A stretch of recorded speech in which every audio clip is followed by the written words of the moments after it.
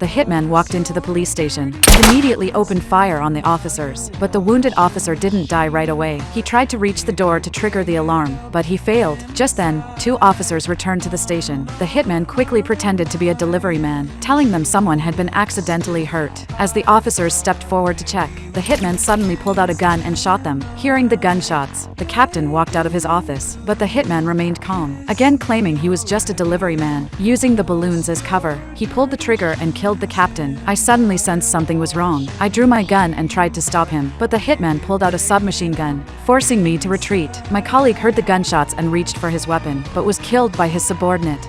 I used to be a much better man.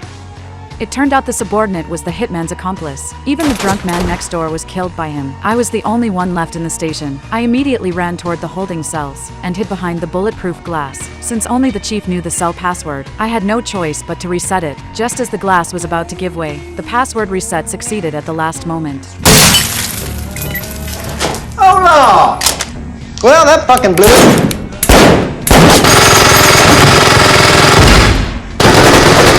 Luckily, I made it inside the cell area, but I was unfortunately shot. The reason the hitman stormed the station was to assassinate the gang boss being held there. With a $10 million bounty on his head, the hitman tried shooting through the iron door, but was nearly hit by a ricochet. The heavy armored door forced him to change tactics. After a while, a colleague said the hitman had left and told me to open the cell door. I sensed something was wrong, because the hitman wouldn't leave without finishing the job. The colleague realized his identity might be exposed, so he dropped the act and admitted he was the accomplice. To get inside the cell area, they came up with another plan, to break through the wall between the locker room and the cells. The sound of the sledgehammer echoed through the station. With the cell area about to be breached, I had no choice and decided to release the gang boss so he could get the first aid kit for me. At that moment, patrol officers returned to the station, only to find it completely empty. Shell casings were scattered across the floor. As they tried to figure out what happened, they suddenly heard the sound of the wall being smashed.